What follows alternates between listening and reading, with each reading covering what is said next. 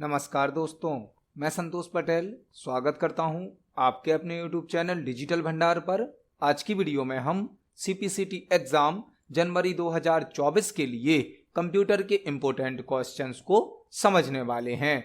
यह हमारा CPCT exam जनवरी 2024 के लिए पार्ट नंबर 31 है। इस वीडियो में हम सीपीसीटी एग्जाम के लिए कंप्यूटर से संबंधित 20 इंपोर्टेंट क्वेश्चंस को समझने वाले हैं। यह सभी वही क्वेश्चन हैं जो पहले भी सीपीसीटी एग्जाम में पूछे जा चुके हैं। जब हम एक क्वेश्चन को समझते हैं तो उससे संबंधित हमें कई प्रकार के और भी क्वेश्चन तैयार करने मिलते हैं। आप सभी क्वेश्चंस को नोट जरूर करें, क्योंकि पेपर में एक क्वेश्चन से संबंधित कई प्रकार के और भी क्वेश्चन बन सकते हैं। चलिए शुरुआत करते हैं आज की इस वीडियो का। देखते हैं आज का हमारा पहला क्वेश्चन क्या है। पहला क्वेश्चन हमसे पूछा गया है, ब्लू रे सिंगल लेयर रिकॉर्डेबल डिस्क में एचडी फुटेज स्टोर करने की क्षमता कितनी होती है। ब्लू रे सिंगल लेयर रिकॉर्डेबल डिस्क में एचडी फुटेज स्टोर करने की कैपेसिटी मतलब क्षमता कितनी होती है। पहला क्वेश्चन हमसे पूछा गया है कि जो ब्लू रे डिस्क होती है यदि वह सिंगल लेयर वाली है तो उसमें हम एचडी फुटेज कितनी कैपेसिटी में स्टोर कर सकते हैं। यह क्वेश्चन ब्लू रे डिस्क से संबंधित है। ब्लू रे क्या होता है? ब्लू रे एक ऑप्टिकल डिस्क होती है। ऑप्टिकल डिस्क जिस प्रकार से सीडी डीवीडी होती हैं उसी प्रकार से ब्लू रे डिस्क भी होती है, जो कि एक ऑप्टिकल डिस्क होती है, जो कि सेकेंडरी मेमोरी का टाइप है। सेकेंडरी मेमोरी का टाइप मतलब ब्लू रे डिस्क का यूज परमानेंटली डेटा को स्टोर करने के लिए किया जाता है। यह एक सेकेंडरी मेमोरी का टाइप है जो कि ऑप्टिकल डिस्क के अंतर्गत आती है। एक ऑप्टिकल डिस्क है सीडी। सीडी मतलब कॉम्पैक्ट डिस्क, जिसमें 700 MB तक डेटा स्टोर हो सकता है। सीडी मतलब कॉम्पैक्ट डिस्क जिसमें 700 MB तक डेटा स्टोर होता है। डीवीडी होती है digital versatile disc. Digital versatile disc जिसमें 4.7 GB तक डेटा स्टोर किया जा सकता है। सीडी में होता है 700 MB तक का डेटा स्टोर, डीवीडी में होता है 4.7 GB तक का डेटा स्टोर। इससे अधिक डेटा को स्टोर करने के लिए ब्लू रे डिस्क का यूज किया जाता। ब्लू रे भी एक ऑप्टिकल डिस्क है जो सिंगल लेयर में 25 GB तक डेटा स्टोर करती है, 25 GB तक। और यदि वह डबल लेयर की होगी तो दोनों साइड पर 25-25 GB डेटा स्टोर हो जाएगा, मतलब 50 GB डेटा स्टोर हो सकता है। ब्लू रे डिस्क यदि सिंगल लेयर होगी मतलब एक साइड पर डेटा को स्टोर करेगी तो उसमें हम 25 GB तक डेटा स्टोर कर सकते हैं। और यदि वह डबल लेयर वाली ब्लू रे डिस्क है मतलब दोनों साइड पर हम डेटा को स्टोर करेंगे तो 50 GB तक डेटा स्टोर हो सकता है। हमसे पूछा गया था ब्लू रे सिंगल लेयर रिकॉर्डेबल डिस्क में एचडी मतलब हाई डेफिनेशन, फुटेज मतलब इमेजेस को स्टोर करने की क्षमता कितनी होती है। सिंगल लेयर का पूछा गया है तो सिंगल लेयर में मतलब 25 GB तक हम डेटा को स्टोर कर सकते हैं। और यदि डबल लेयर वाली ब्लू रे होगी तो 50 GB तक स्टोर कर सकते हैं। इस क्वेश्चन का आंसर होगा ऑप्शन नंबर सी 25 GB तक। देखते हैं हमारे नेक्स्ट क्वेश्चन को। नेक्स्ट क्वेश्चन है, जब आप सलाका मतलब स्टाइलस द्वारा टैबलेट पर कोई चित्र बनाते हैं तो टैबलेट का सॉफ्टवेयर ब्लैंक दृश्य पटल मतलब स्क्रीन पर चित्र बनाता जाता है। जब आप सलाका मतलब स्टाइलस द्वारा टैबलेट पर कोई चित्र बनाते हैं तो टैबलेट का सॉफ्टवेयर ब्लैंक दृश्य पटल मतलब स्क्रीन पर चित्र बनाता जाता है। यह क्वेश्चन हमसे पूछा गया है ग्राफिक्स टैबलेट से संबंधित। ग्राफिक्स टैबलेट जिसे डिजिटल टैबलेट भी कहा जाता है, डिजिटाइजर टैबलेट भी कहा जाता है, जिसे पेन टैबलेट भी कहा जाता है, जिसे ड्राइंग टैबलेट भी कहा जाता है, जिसे एकॉस्टिक टैबलेट भी कहा जाता है, जो कि एक इनपुट डिवाइस होती है। Graphic tablet, digital tablet, digitiser tablet, pen tablet, drawing tablet, कई नाम से इसे जाना जाता है, जो कि एक इनपुट डिवाइस होती है जिसमें हमें एक फ्लैट पैनल दिया जाता है और एक पेन को बोला जाता है स्टाइलस। स्टाइलस होता है पेन। जब हम इस पेन को इस फ्लैट पैनल पर मूव करते हैं तो हम स्क्रीन पर कोई ऑब्जेक्ट बना सकते हैं, किसी ऑब्जेक्ट को सिलेक्ट कर सकते हैं, किसी ऑब्जेक्ट पर फोकस कर सकते हैं। हम आपको यह सभी जो क्वेश्चन एक्सप्लेन करते हैं, जहां पर हम कोई चीज लिखते हैं, कोई डायग्राम बनाते हैं, यह सब हम डिजिटल टैबलेट के माध्यम से ही करते हैं। डिजिटल टैबलेट में हमारे पास एक फ्लैट पैनल होता है जिसके साथ एक पेन मतलब स्टाइलस होता है। जब हम इस पेन को स्टाइलस को इस फ्लैट पैनल पर मूव करते हैं तो इससे हम स्क्रीन पर कोई ऑब्जेक्ट को बना सकते हैं, किसी ऑब्जेक्ट को सिलेक्ट कर सकते हैं, कोई चीज लिख भी सकते हैं। वह होता है डिजिटल टैबलेट। पेन टैबलेट भी बोला जाता है। स्टाइलस इसके साथ एक पेन होता है। हमसे पूछा गया है जब आप स्टाइलस द्वारा टैबलेट पर कोई चित्र बनाते हैं तो टैबलेट का सॉफ्टवेयर ब्लैंक स्क्रीन पर चित्र बनाता जाता है। मतलब जब हम पेन को टैबलेट पर चलाते हैं तो वह सॉफ्टवेयर जो होता है टैबलेट का वह कैसे काम करता है। ऑप्शन नंबर ए है आपकी मूवमेंट को स्वैप कर, आपकी मूवमेंट को संग्रहित मतलब स्टोर कर, आपकी मूवमेंट का अनुसरण कर, या आपकी मूवमेंट का आदान प्रदान कर। हम टैबलेट पर जब स्टाइलस को मतलब पेन को चलाते हैं तो टैबलेट का सॉफ्टवेयर हमारे मूवमेंट को फॉलो करता है। फॉलो करता है मतलब आपकी मूवमेंट का अनुसरण करता है।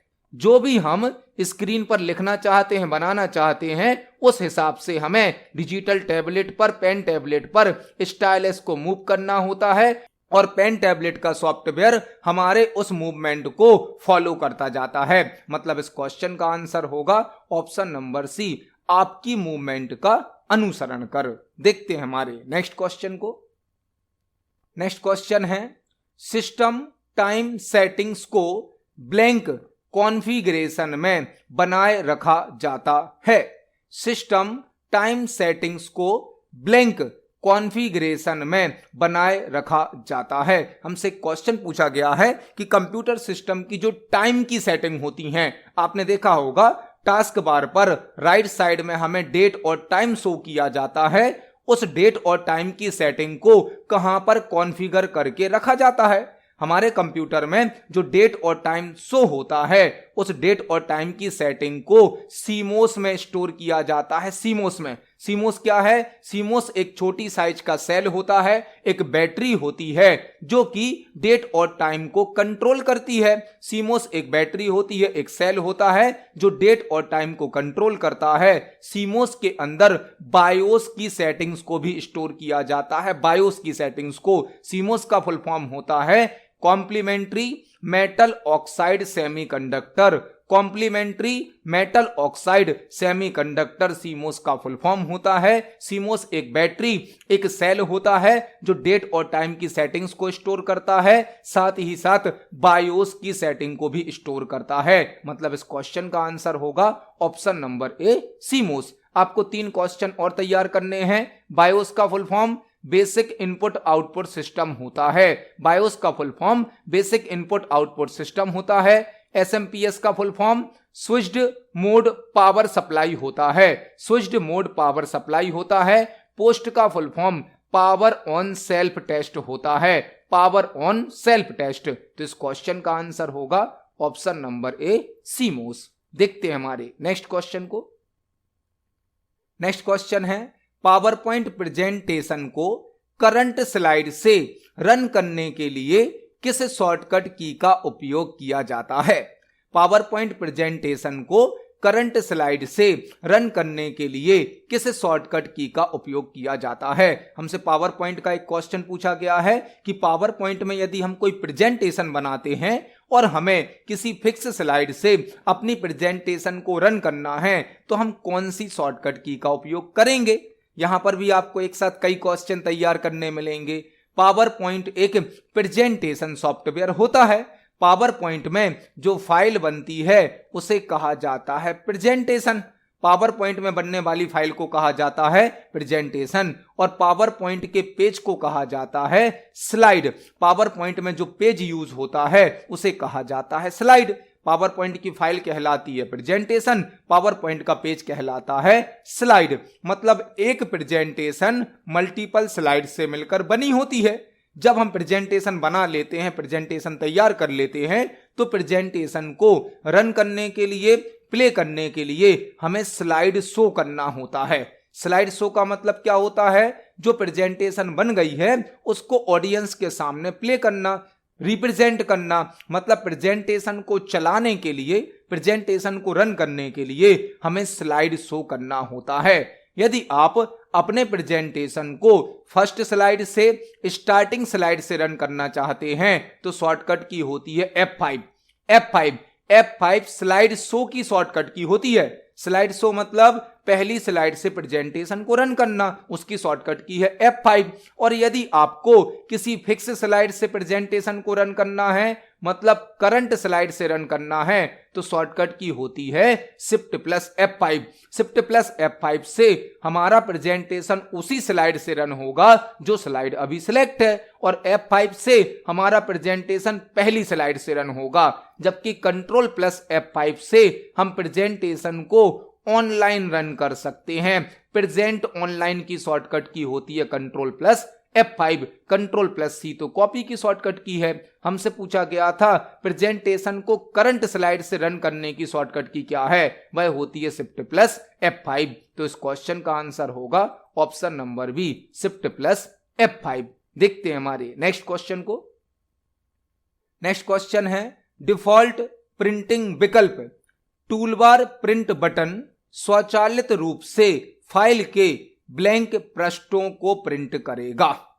डिफॉल्ट प्रिंटिंग विकल्प टूलबार प्रिंट बटन स्वचालित रूप से फाइल के ब्लैंक पृष्ठों को प्रिंट करेगा। यह क्वेश्चन प्रिंटिंग से संबंधित है, प्रिंट ऑप्शन से संबंधित है। हमसे क्वेश्चन यह पूछा गया है कि यदि हम किसी फाइल को प्रिंट कर रहे हैं, तो जब हम फाइल को प्रिंट करेंगे तो बाय डिफॉल्ट फाइल के कौन से पेज प्रिंट किए जाएंगे। आपने MS वर्ड में कोई फाइल बना ली, किसी सॉफ्टवेयर में भी फाइल बनाई है आपने, यदि आप उस फाइल को प्रिंट कर रहे हो तो उस फाइल में जब आप प्रिंट निकालोगे बाय डिफॉल्ट कौन से पेज प्रिंट होंगे, ऑटोमेटिक रूप से कौन से पेज प्रिंट किए जाएंगे। सम संख्या वाले पेज मतलब इवन पेज, विषम संख्या वाले पेज मतलब ऑड पेज, सभी मतलब ऑल पेजेस, या फिर करंट मतलब वर्तमान पेज। आपको कोई फाइल यदि प्रिंट करनी है तो उसके लिए हमें प्रिंट ऑप्शन का यूज करना होता है, जिसकी शॉर्टकट की होती है Ctrl+P। Print option file menu में प्राप्त होता है, फाइल मेनू में। यदि हमें किसी फाइल को प्रिंट करना है तो हम प्रिंट ऑप्शन का यूज करेंगे, जिसकी शॉर्टकट की होती है Ctrl+P, और प्रिंट ऑप्शन हमें फाइल मेन्यू में प्राप्त होता है। जब हम किसी फाइल को प्रिंट करते हैं तो स्वचालित रूप से मतलब ऑटोमेटिक उस फाइल के ऑल पेजेस को प्रिंट किया जाता है, मतलब सभी पेजेस को प्रिंट किया जाता है। इस क्वेश्चन का आंसर होगा option number C. Default printing विकल्प स्वचालित रूप से फाइल के सभी पृष्ठों को प्रिंट करेगा, मतलब फाइल के ऑल पेजेस को प्रिंट कर देगा। तो इस क्वेश्चन का आंसर होगा ऑप्शन नंबर सी, सभी या ऑल। इसको हम प्रैक्टिकली भी देख सकते हैं। चलते हैं MS वर्ड पर। यह हमारी MS वर्ड की एक फाइल है। यदि हमें इस फाइल को प्रिंट करना है तो हम फाइल मेनू पर क्लिक करेंगे और प्रिंट ऑप्शन पर क्लिक करेंगे। प्रिंट ऑप्शन पर क्लिक करने से प्रिंट की विंडो, प्रिंट का डायलॉग बॉक्स ओपन होता है, जिसमें by default print all pages select होता है, मतलब हमारी फाइल में जितने भी पेज होंगे सभी पेज को प्रिंट कर दिया जाएगा। यही हमसे क्वेश्चन में पूछा गया था। तो इस क्वेश्चन का आंसर है ऑप्शन नंबर सी, सभी। देखते हैं हमारे नेक्स्ट क्वेश्चन को। नेक्स्ट क्वेश्चन है, डॉक्यूमेंट को प्रिंट करने के लिए प्रिंटर इंक ब्लैंक का उपयोग करते हैं। डॉक्यूमेंट को प्रिंट करने के लिए प्रिंटर इंक ब्लैंक का उपयोग करते हैं। यह क्वेश्चन प्रिंटर से संबंधित है।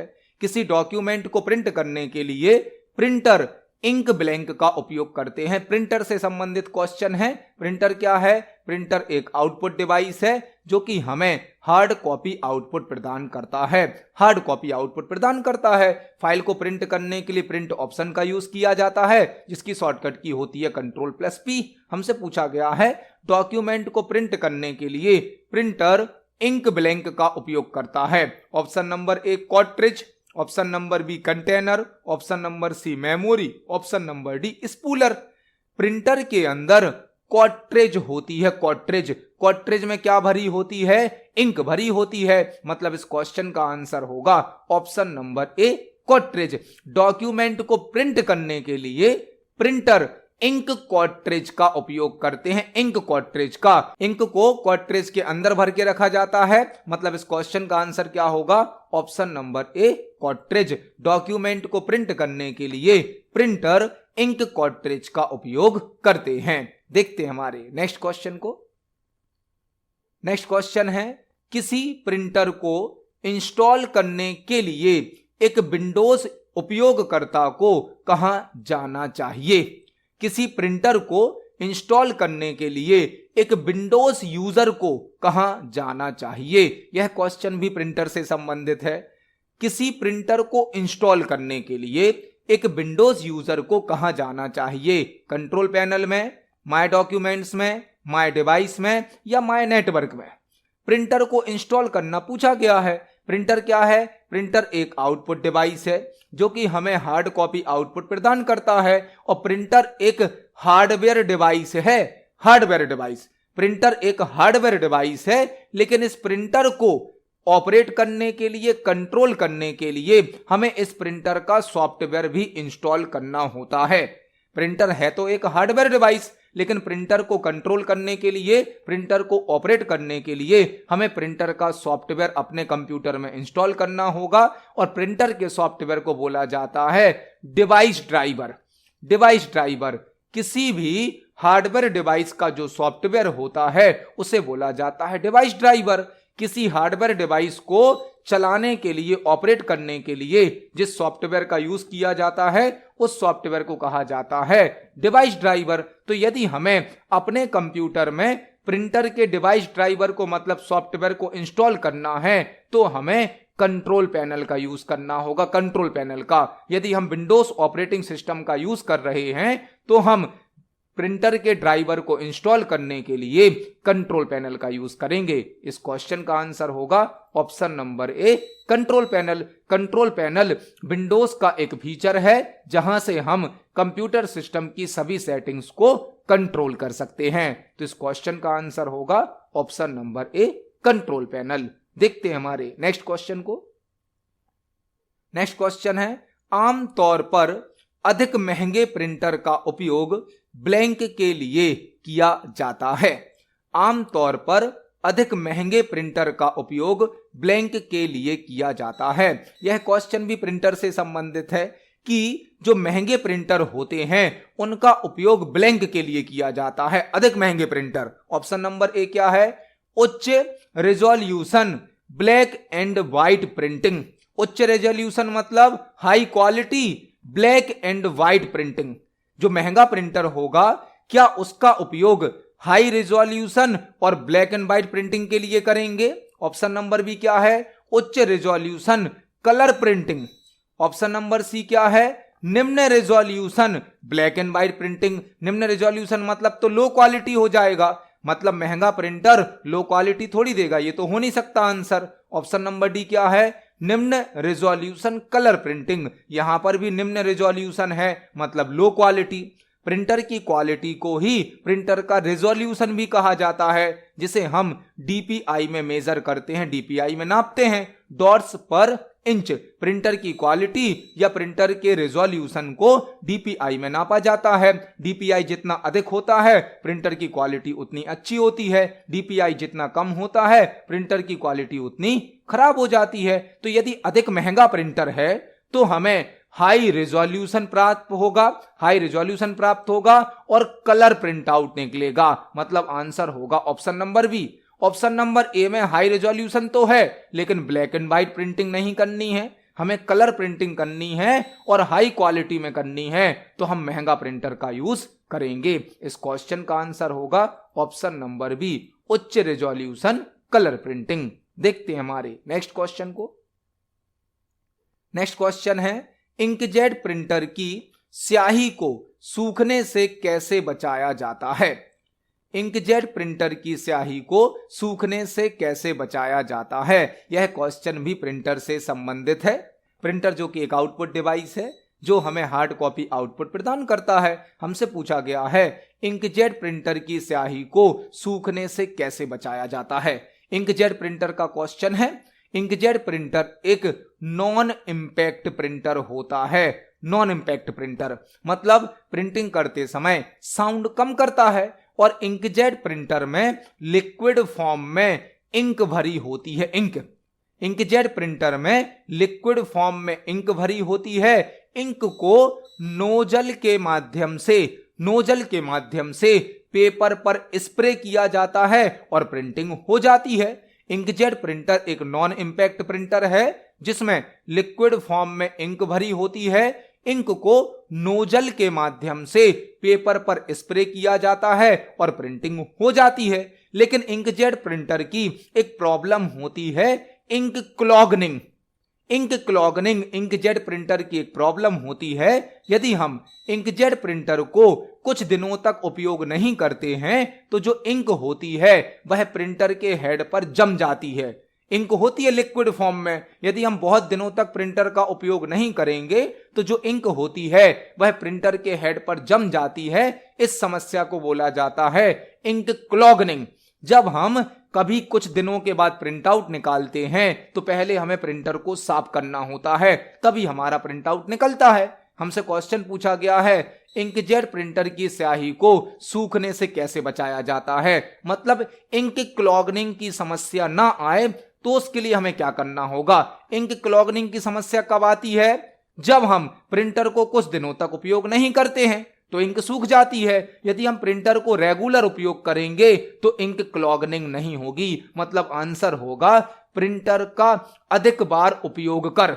प्रिंटर का अधिक बार उपयोग करते रहेंगे तो आपका प्रिंटर रनिंग में रहेगा, कंटिन्यू चलता रहेगा और उसकी इंक नहीं सूखेगी। मतलब इस क्वेश्चन का आंसर होगा option number D. Inkjet printer की स्याही को सूखने से बचाने के लिए हमें प्रिंटर को रेगुलर यूज करना चाहिए। इस क्वेश्चन का आंसर है ऑप्शन नंबर डी। देखते हैं हमारे नेक्स्ट क्वेश्चन को। नेक्स्ट क्वेश्चन है एमएस एक्सेल 2019 में सेल से डेटा को काटने मतलब कट करने के लिए निम्न में से किस शॉर्टकट कुंजी का उपयोग किया जाता है। एमएस एक्सेल का क्वेश्चन है। बहुत ही बेसिक सा सिंपल सा क्वेश्चन है। एमएस एक्सेल 2019 में सेल से डेटा को कट करने के लिए किस शॉर्टकट की का उपयोग किया जाता है। कट की शॉर्टकट की पूछी गई है। कट की शॉर्टकट की क्या होती है? Ctrl+X। मतलब इस क्वेश्चन का आंसर होगा ऑप्शन नंबर सी। Ctrl+C तो कॉपी की शॉर्टकट की है। Ctrl+V पेस्ट की शॉर्टकट की है। Ctrl+Z अंडू की शॉर्टकट की है। कट की शॉर्टकट की क्या होती है? Ctrl+X। मतलब इस क्वेश्चन का आंसर होगा ऑप्शन नंबर सी। कट की शॉर्टकट की है Ctrl+X। देखते हैं हमारे नेक्स्ट क्वेश्चन को। नेक्स्ट क्वेश्चन हमसे पूछा गया है निर्माताओं द्वारा समय समय पर सॉफ्टवेयर अपडेट क्यों प्रदान किए जाते हैं।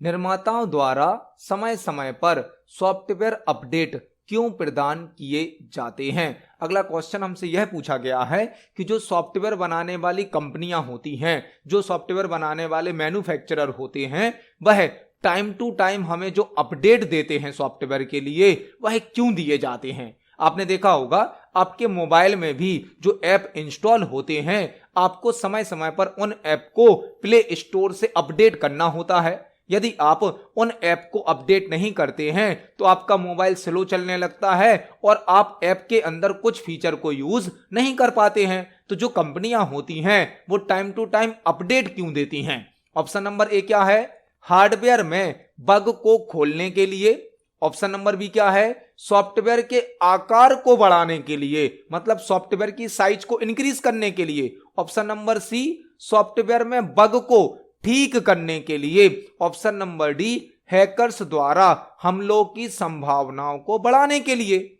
जो कंपनी होती है सॉफ्टवेयर को बनाने वाली मैन्युफैक्चरर होते हैं वह सॉफ्टवेयर के अपडेट इसलिए देते हैं कि सॉफ्टवेयर में यदि पहले कोई बग था, कोई बग मतलब कोई एरर था, तो उसे ठीक कर दिया जाए। सॉफ्टवेयर में प्रोग्राम में जो एरर होती हैं उन्हें कहा जाता है बग, और कंपनी जो अपडेट देती है उससे पुराने बग को मतलब एरर को ठीक कर दिया जाता है, मतलब करेक्ट कर दिया जाता है। तो निर्माताओं द्वारा समय समय पर सॉफ्टवेयर अपडेट जो दिए जाते हैं उससे क्या होता है, सॉफ्टवेयर में बग को ठीक कर दिया जाता है। मतलब इस क्वेश्चन का आंसर होगा ऑप्शन नंबर सी, सॉफ्टवेयर में बग को ठीक करने के लिए सॉफ्टवेयर अपडेट प्रदान किए जाते हैं। इस क्वेश्चन का आंसर है ऑप्शन नंबर सी। देखते हैं हमारे नेक्स्ट क्वेश्चन को।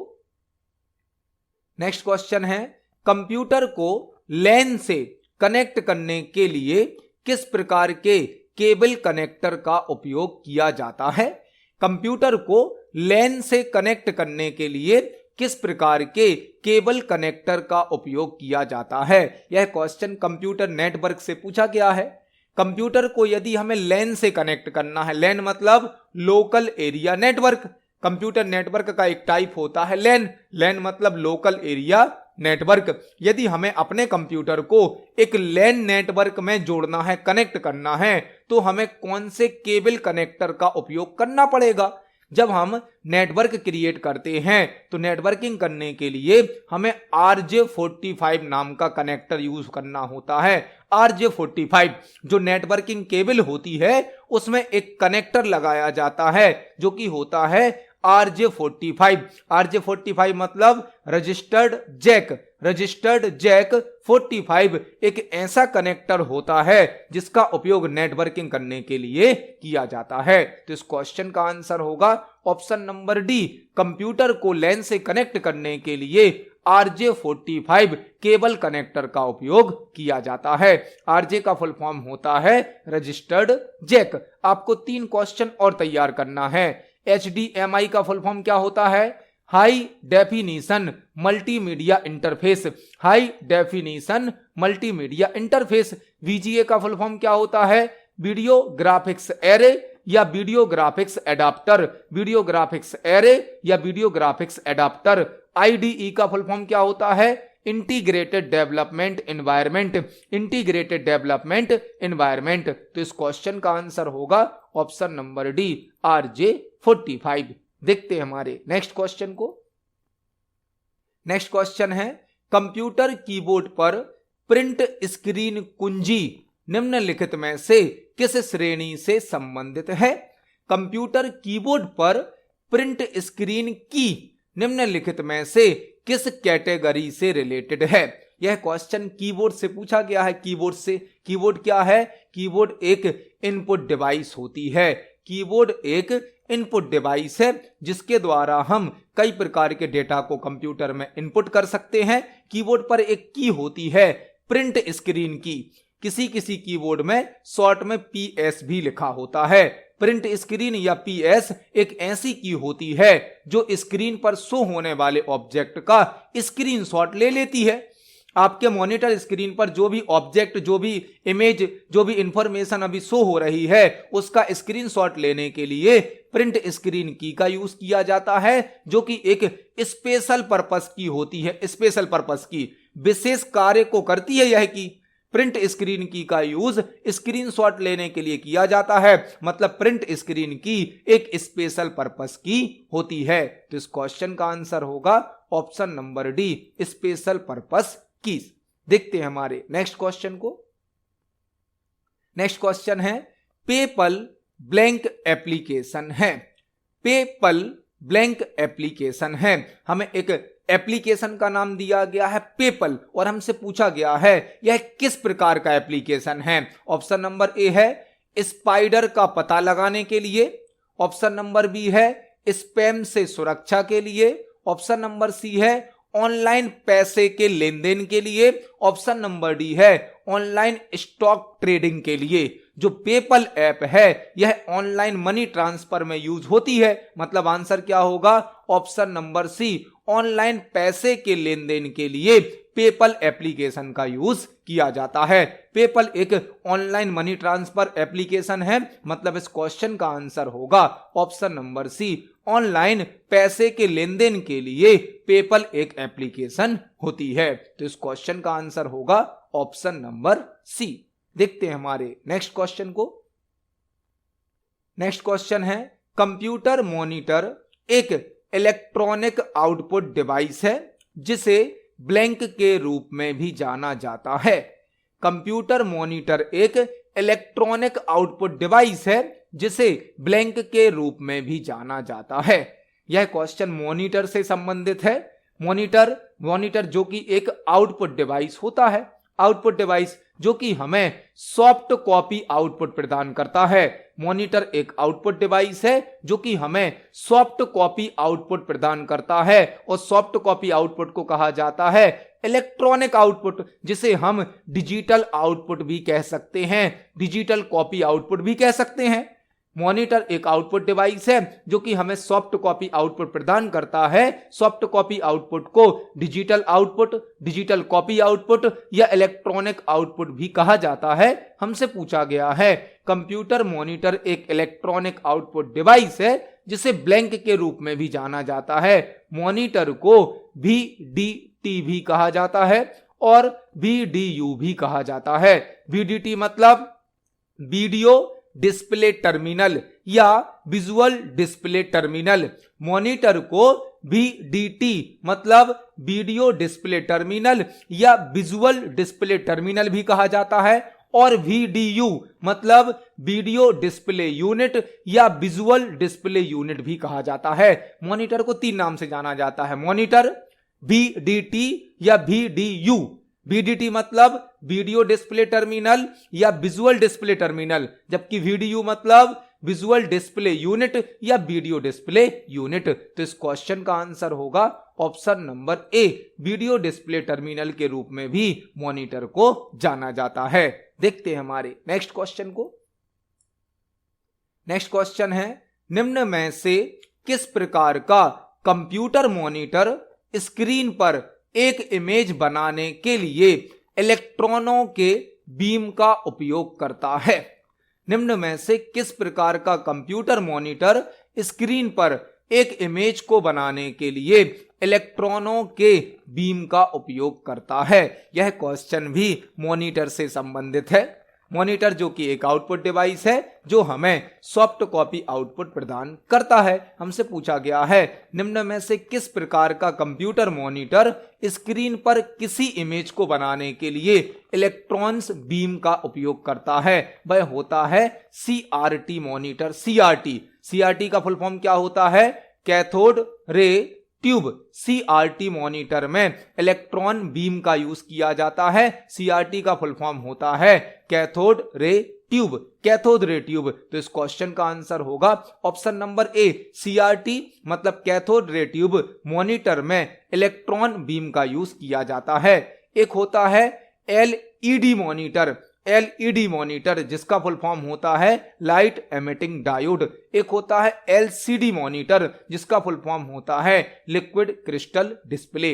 इस क्वेश्चन का आंसर होगा ऑप्शन नंबर ए, CRT मतलब कैथोड रे ट्यूब। देखते हैं हमारे नेक्स्ट क्वेश्चन को। नेक्स्ट क्वेश्चन है, हेडर एंड फुटर विकल्प MS वर्ड 2019 में निम्नलिखित में से किस टैब में उपलब्ध हैं? Header and footer option MS word 2019 में निम्नलिखित में से किस टैब में उपलब्ध हैं? यह क्वेश्चन MS वर्ड से पूछा गया है कि MS वर्ड 2019 में हेडर और फुटर ऑप्शन किस टैब में प्राप्त होते हैं। हेडर और फुटर होता क्या है? हेडर और फुटर पेज के 2 मार्जिन होते हैं। हेडर और फुटर पेज के 2 मार्जिन होते हैं। जब आप पेज पर कोई टेक्स्ट टाइप करते हैं तो आपने देखा होगा कंप्लीट पेज पर टेक्स्ट टाइप नहीं होता है। पेज के चारों साइड पर, ऑल साइड पर कुछ ब्लैंक एरिया छोड़ा जाता है, ब्लैंक स्पेस छोड़ा जाता है जिसे कहा जाता है मार्जिन। पेज के चारों साइड शो होने वाले ब्लैंक एरिया को, ब्लैंक स्पेस को मार्जिन कहा जाता है। पेज का जो टॉप मार्जिन होता है, टॉप मार्जिन मतलब ऊपर वाला मार्जिन होता है, इसे कहा जाता है हेडर। और पेज के बॉटम मार्जिन को मतलब कि नीचे वाले मार्जिन को कहा जाता है फुटर। हेडर पेज का टॉप मार्जिन कहलाता है जबकि फुटर पेज का बॉटम मार्जिन कहलाता है। हेडर और फुटर का यूज डॉक्यूमेंट से संबंधित कुछ अतिरिक्त जानकारी को प्रत्येक पेज पर शो करने के लिए किया जाता है। यदि हमें अपने डॉक्यूमेंट से संबंधित, फाइल से संबंधित कोई अतिरिक्त जानकारी जैसे कि page number, date, time, author का नाम, फाइल का नाम, फाइल का एड्रेस, इस प्रकार की जानकारी पेज पर प्रिंट करनी है तो हम हेडर फुटर का यूज करते हैं। Header footer option MS word के इंसर्ट टैब में प्राप्त होता है, इंसर्ट टैब में। तो इस क्वेश्चन का आंसर होगा option number B, insert tab. इसको हम प्रैक्टिकली देख सकते हैं एमएस वर्ड पर। चलते हैं एमएस वर्ड में। यह हमारा एमएस वर्ड सॉफ्टवेयर है। एमएस वर्ड में इंसर्ट टैब के अंदर एक ग्रुप होता है हेडर एंड फुटर, जहां से हम हेडर फुटर को अपनी फाइल में यूज कर सकते हैं। तो इस क्वेश्चन का आंसर होगा option number B, insert tab. देखते हैं हमारे नेक्स्ट क्वेश्चन को। नेक्स्ट क्वेश्चन है, भीम ऐप के संदर्भ में VPA का पूर्ण रूप क्या है? भीम ऐप के संदर्भ में VPA का फुल फॉर्म क्या है, यह हमें बताना है। भीम ऐप के संदर्भ में VPA का फुल फॉर्म क्या होता है? आपको यहां पर एक साथ कई क्वेश्चन तैयार करने हैं। भीम ऐप से संबंधित कई प्रकार के क्वेश्चन पेपर में बन सकते हैं। हमने प्रीवियस वीडियोस में भी भीम ऐप से संबंधित कई प्रकार के क्वेश्चन तैयार करे हैं। भीम ऐप में भीम का फुल फॉर्म क्या होता है? Bharat interface for money, Bharat interface for money. Bhim app में भीम का फुल फॉर्म होता है Bharat interface for money. Bhim app का नाम डॉक्टर भीमराव अंबेडकर जी के नाम पर रखा गया है। भीम ऐप का नाम डॉक्टर भीमराव अंबेडकर जी के नाम पर रखा गया है। भीम ऐप को सन 2016 में लॉन्च किया गया था। भीम ऐप को NPCI के द्वारा बनाया गया है। NPCI मतलब national payments corporation of India, national payments corporation of India के द्वारा भीम ऐप को बनाया गया है। भीम ऐप में VPA का फुल फॉर्म होता है virtual payment address, virtual payment address. Bhim app एक ऐसा ऐप है जो कि ऑनलाइन मनी ट्रांसफर करने के लिए यूज किया जाता है। भीम ऐप UPI के माध्यम से ऑनलाइन मनी ट्रांसफर करने की सुविधा प्रदान करता है। UPI का फुल फॉर्म होता है unified payment interface, unified payment interface. Bhim app में भीम का फुल फॉर्म है Bharat interface for money. Bhim app का नाम डॉक्टर भीमराव अंबेडकर जी के नाम पर रखा गया। भीम ऐप को सन 2016 में लॉन्च किया गया। भीम ऐप को NPCI मतलब national payments corporation of India के द्वारा बनाया गया। VPA का full form virtual payment address होता है। इस क्वेश्चन का आंसर होगा ऑप्शन नंबर बी। देखते हैं हमारे नेक्स्ट क्वेश्चन को। नेक्स्ट क्वेश्चन है, इंटरनेट के माध्यम से सामान या सुविधाओं की खरीद बिक्री को ब्लैंक कहते हैं। इंटरनेट के माध्यम से सामान या वस्तुओं की खरीद बिक्री को ब्लैंक कहते हैं। हमसे एक क्वेश्चन पूछा गया है कि इंटरनेट के माध्यम से किसी प्रोडक्ट या सर्विस को खरीदना और बेचना क्या कहलाता है? इंटरनेट के माध्यम से किसी वस्तु या किसी सुविधा को खरीदना और बेचना कहलाता है ई कॉमर्स। ई कॉमर्स मतलब इलेक्ट्रॉनिक कॉमर्स। इंटरनेट के माध्यम से वस्तुओं और सेवाओं को खरीदने बेचने के लिए ई कॉमर्स का यूज किया जाता है। मतलब इस क्वेश्चन का आंसर होगा ऑप्शन नंबर ए, ई कॉमर्स। ई कॉमर्स का फुल फॉर्म होता है इलेक्ट्रॉनिक कॉमर्स, जो कि इंटरनेट के माध्यम से वस्तुओं और सेवाओं खरीदने बेचने के लिए यूज किया जाता है। इस क्वेश्चन का आंसर है ऑप्शन नंबर ए। देखते हैं हमारे नेक्स्ट क्वेश्चन को। नेक्स्ट क्वेश्चन है, MS वर्ड 2019 में निम्नलिखित में से कौन सा चेंज केस विकल्प आपको एक वाक्य के पहले अक्षर को बड़ा करने देता है और अन्य सभी अक्षरों को लोअर केस के रूप में छोड़ देता है?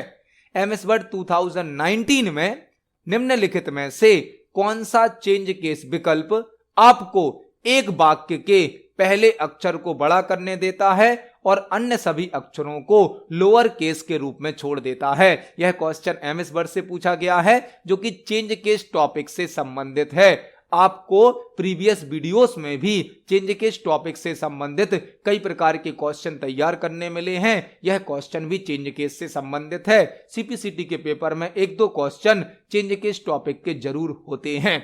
हमसे पूछा गया है चेंज केस के अंदर ऐसा कौन सा केस होता है जो पूरे वाक्य में मतलब पूरे सेंटेंस में पहले अक्षर को कैपिटल कर देता है, बड़ा कर देता है, और बाकी सभी अक्षरों को छोटा मतलब लोअर केस में छोड़ देता है।